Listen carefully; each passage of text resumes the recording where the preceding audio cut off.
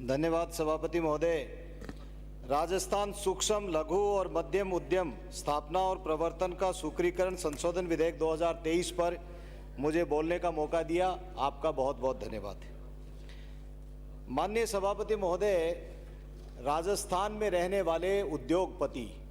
सबसे ज़्यादा हिंदुस्तान में यदि रेवेन्यू जनरेट करने का काम करते हैं तो राजस्थान के मूल निवासी आज भी पूरे हिंदुस्तान में सबसे ज़्यादा रेवेन्यू जनरेट कर रहे हैं। और सबसे ज़्यादा उद्योग यदि किन्हीं ने लगाए हैं तो राजस्थान के निकले हुए लोग, और विशेषकर जहां से आप भी आते हैं सभापति महोदय, वो शेखावाटी का इलाका है।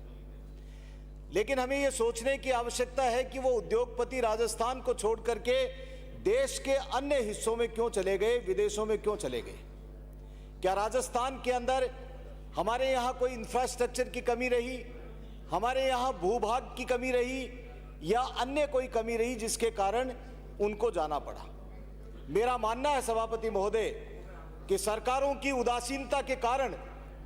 और सरकार जो उद्योगपतियों को मिलने वाला जो उनको फैसिलिटीज हैं, और विशेषकर जो लघु उद्यमी हैं, छोटे छोटे उद्यमी हैं, जो अपनी गाड़ी कमाई का, उनके दादा परदादा जो गाड़ी कमाई का हिस्सा बचा करके अपने बच्चों के भविष्य को संवारने के लिए जो छोटे छोटे उद्योग लगाने का काम करते थे, उनको सही तरीके से पूरा फैसिलिटीज नहीं मिलने के कारण उनको बाहर जाना पड़ा। और उसी का कारण है सभापति महोदय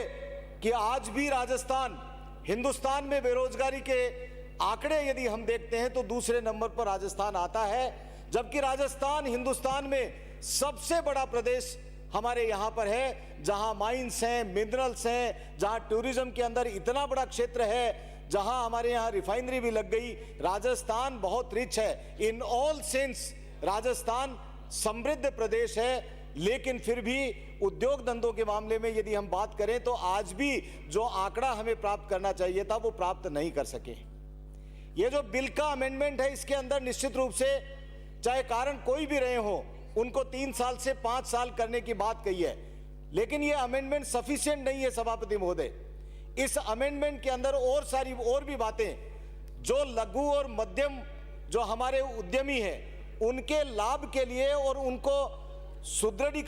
सुदृढ़ीकरण के लिए भी हम कुछ बिंदु इसके अंदर शामिल कर पाते तो निश्चित रूप से हम उद्योगों को बढ़ावा दे पाते, छोटे और लघु उद्योगों को बढ़ावा दे पाते। मेरे रतनगढ़ क्षेत्र के अंदर भी रीको इंडस्ट्रियल एरिया है और वो सुदूर रेगिस्तान का इलाका, हमने बार बार वहां पर मांग की। वहां पर रीको का बहुत बड़ा इंडस्ट्रियल एरिया हो गया है, लेकिन माननीय मंत्री महोदय सुविधाओं के अभाव के कारण वहां पर कोई नया उद्यमी जाना नहीं चाहता है। जमीन बहुत महंगी है, वहां पर छोटी छोटी जो समस्याएं हैं वो भी रीको उनको सही तरीके से हैंडल नहीं कर पाता है। हमारे यहाँ से रेलवे लाइन निकल रही थी, रेलवे लाइन के अंदर जो पहले उनके भूभाग को अधिग्रहित कर लिया था, उसके बाद में जब रेलवे लाइन वहाँ से हटी की तो उनको वापस अलॉटमेंट होना चाहिए था। कई बार कहने के बावजूद भी उन उद्योगपतियों को जो छोटे छोटे उद्यम लगाते हैं उनको वो भूभाग भी उनको अलॉटमेंट नहीं होता है। वहाँ पर सड़क की समस्याएँ हैं, पानी उद्योग धंधों को जहाँ भी रीको इंडस्ट्रियल एरिया लगे हैं या जहां भी छोटे छोटे उद्योग और लगाने जा रहे हैं उनको सबसे पहले पानी और बिजली सही समय के ऊपर मिले। माननीय उद्योग मंत्री महोदया, आप उसके बारे में विशेष रूप से ध्यान देंगे तो निश्चित रूप से जो हमारी भावना है उस भावना के अनुसार उसके लिए एक ऐसा कर दीजिए कि उद्योगों को 24 घंटे बिजली मिलेगी। छोटे उद्योगों को, लघु उद्योग यदि कोई लगाना चाहता है, जैसे आप टैक्सेस के अंदर छूट देते हैं, जैसे आप बिजली पानी उनको सही तरीके से मिले और उनकी सुरक्षा की दृष्टि से उनके उपाय पूरे किए जा सके, ये भी इस अमेंडमेंट के अंदर यदि आप शामिल कर देते तो निश्चित रूप से जो आपकी भावना है वो भावना सही तरीके से पूरी हो जाती। एमएसएमई के जो लैंड अलॉटमेंट का मामला है, निश्चित रूप से सभी उद्योग, छोटे छोटे उद्योग लगाने वाले लोगों की भावना हमारे तक आती है जनप्रतिनिधियों के माध्यम से कि हमें लैंड के अंदर बहुत बड़ा पैसा देना पड़ता है। उसके अंदर सरकार किसी भी स्तर के ऊपर, चाहे उनके ऊपर कोई उनको छूट दे, और छूट देने के बाद में मैं तो ये कहता हूं कि छोटे उद्योग लगाने वाले लोगों को 20% के ऊपर जमीन अलॉटमेंट करनी चाहिए जिससे उनको बढ़ावा मिल सके। और हम लोग जब भी कोई कॉन्क्लेव करते हैं या सबमिट करते हैं या इन्वेस्ट सबमिट करते हैं तो उसके अंदर ताबड़तोड़ उसके अंदर एमओयूज होते हैं, लेकिन वो एमओयू कभी 15%, 10%, 20% भी धरातल पर नहीं उतर पाते हैं।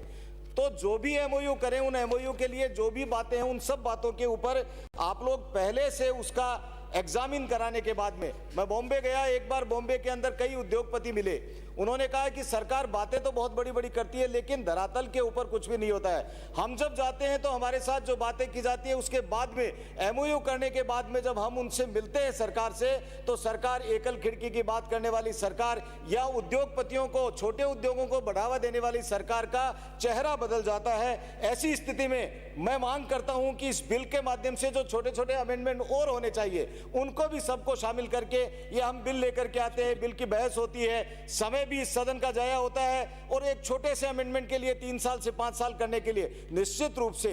कोविड के अंदर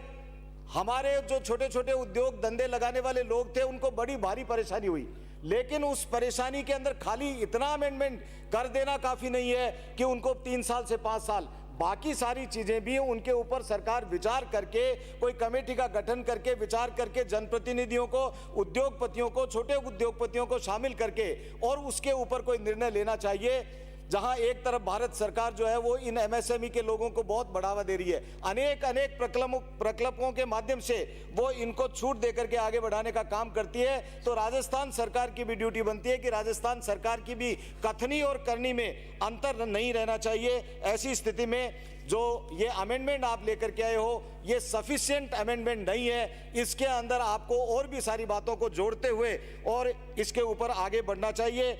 यही बात कहते हुए मैं जो जनमत जानने के लिए जो मैंने लिखा है उसके लिए 3 महीने के लिए इसको जनमत जानने के लिए प्रचारित करके कोई कमेटी का गठन करके सब लोगों को शामिल करके उद्योगों को बढ़ावा देने के लिए और एमएसएमई सेक्टर को मजबूत जब तक नहीं करोगे तब तक आपका जो उद्देश्य जो आप लेकर के चल रहे हो उसकी कथनी और करनी में अंतर होगा, और वो कथनी और करनी का अंतर राजस्थान के जो हमारा